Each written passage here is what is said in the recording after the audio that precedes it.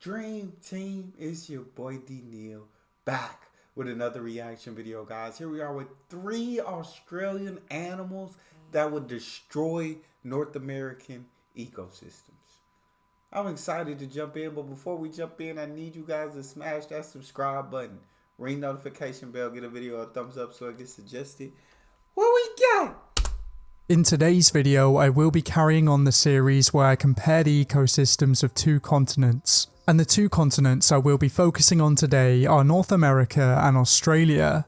Because the Australian mainland has been separated from the rest of the world for millions of years, it does have quite a unique ecosystem. It's home to many species that can't be found anywhere else in the world, but it's also proven to be very vulnerable to invaders. Australia has had massive problems with invasive species, but in today's video the Australian animals are going to become the invaders. I will be looking at 3 Australian animals that I think would do well in North America, but as Australia is a relatively warm country, I will be focusing on Central and South North America. Without further ado, we can start to look at our first species, and I've chosen an animal that I don't think many people would argue with. The saltwater crocodile is the largest living reptile. We ain't messing with them crocs. We ain't messing with them saltwater crocs. We not rocking with them, especially after that horror story I heard from Mr. Ballin YouTube channel about one being in that Australian river. Can't do it. But the crocs. And males can grow up to a length of 6 meters. These crocodiles are hyper-carnivorous apex predators, and they tend to ambush their prey before drowning them or swallowing them whole. They'll prey on pretty much anything in the water or anything that gets too close to the water, and they'll even target other predators such as sharks. Even though they're called salt... They said we don't care. We predators targeting predators out here. If they want it, they can get it. Water crocodiles, they mostly prefer brackish environments, and they do very well in estuaries and mangroves. Once the saltwater crocodile reaches a certain size, they're pretty much impossible to take down. And man is one of the few creatures that can end their lives. If the young saltwater crocodiles can make it to maturity, they have a very long lifespan, as some of them are able to reach the grand old age of 70 years old. Saltwater crocodiles don't only limit themselves to hunting other animals, as they will even take down their own species and sometimes even humans.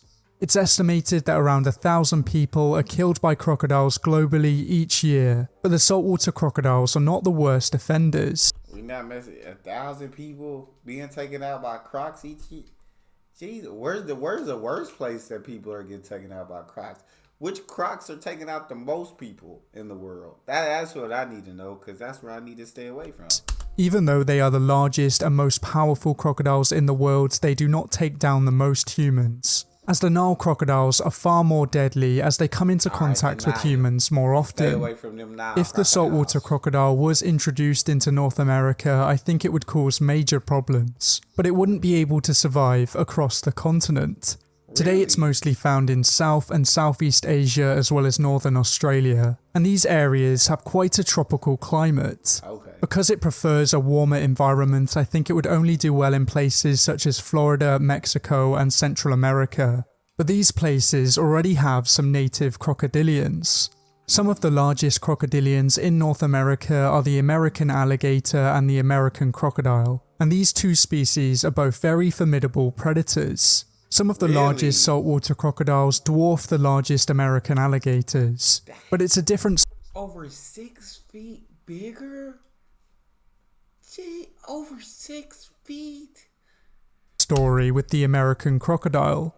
Even though the American crocodiles in Florida are relatively small, it's a different story elsewhere. In Central America, this species grows much larger, and this is mostly due down to having less competition. In these areas, they can reach a very similar maximum size to the saltwater crocodiles, but on average, they are slightly lighter.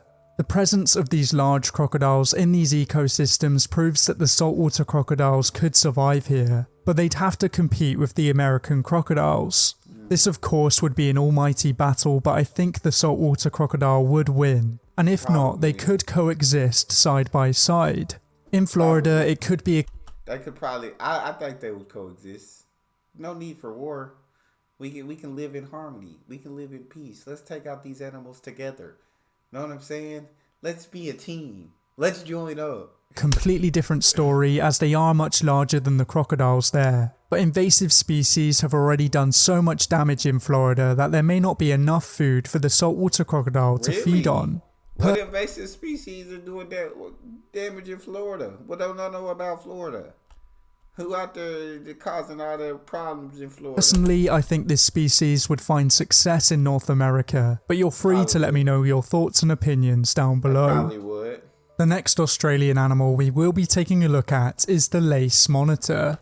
Australia is home to a vast array of monitor That would destroy North American ecosystems? lizards, and it was once home to one of the largest lizards that ever lived. The lace monitor is one of the largest monitor lizards in the world, with a maximum length of around 2 meters.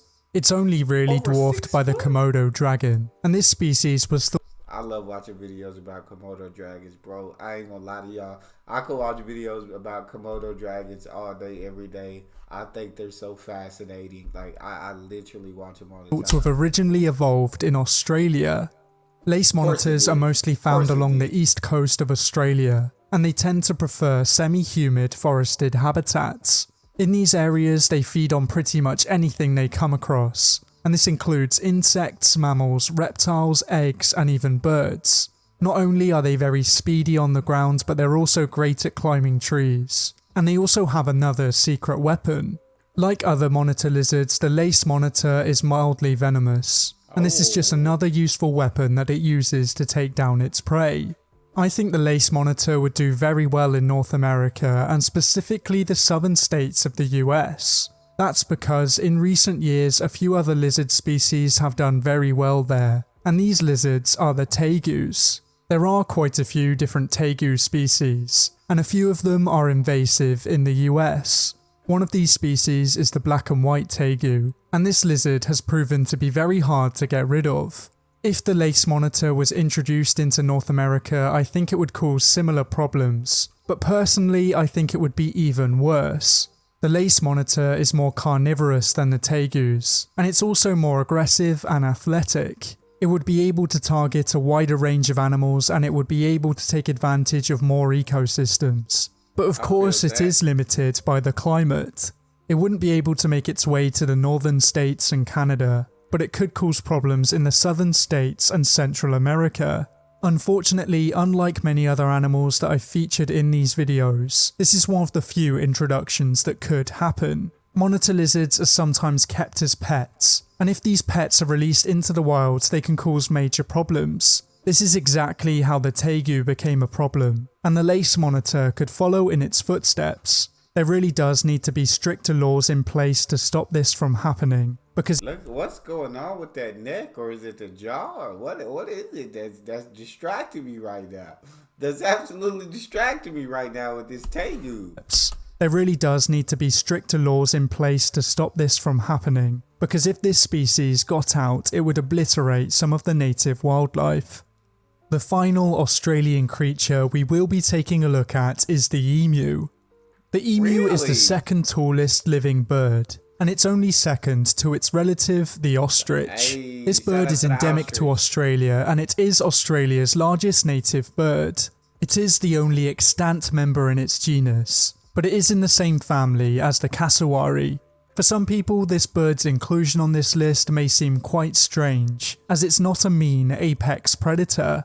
Even though the emu may seem quite dopey at times, it's far more impressive than it looks, and it's more than capable of handling itself in a difficult situation.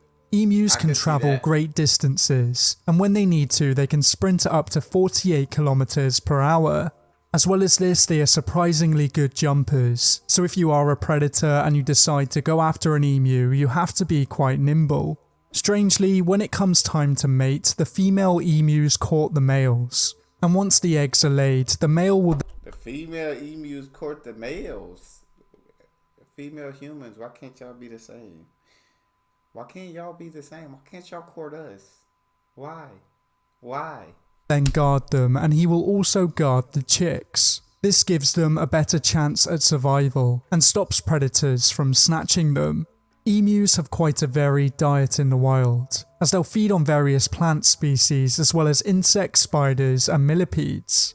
This varied diet means that they can survive in a vast array of habitats, and it also allows them to be a very hardy species. If the emu was introduced into North America, I think it could be a success, but of course it would have to deal with a few predators. Cats, canines and crocodilians could take them down, but they do deal with similar predators in their native range. Okay. If you are still unsure that the emu would be a success in North America, there is one fact that I don't think that the emus would be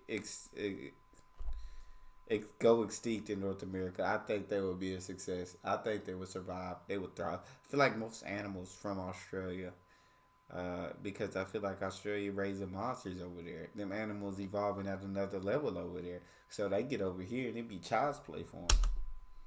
might sway your opinion. Humans have lost a war against emus. The Great Emu War is a very interesting topic, and there's many great videos on the topic like the one on screen. This war started in around 1932, as there was a concern over the number of emus destroying crops. Eventually the Royal Australian Artillery were brought in with Lewis guns, and although they did kill a large number of these birds, the emu population persisted and continued to cause problems. This just goes to show that even humans have problems controlling these birds, so other animals may struggle too. Really, I think people underestimate how impressive these birds are, and I think they could cause problems in quite a few North American ecosystems. Probably. Feel free to let me know your thoughts and opinions about this video in the comments down below. But thank you for watching, I hope you enjoyed. If you liked it, please leave a like and subscribe if you want to see more videos like these. But until next time, goodbye. I'm gonna have to agree with my guy. Had to agree, but that's all we got for this.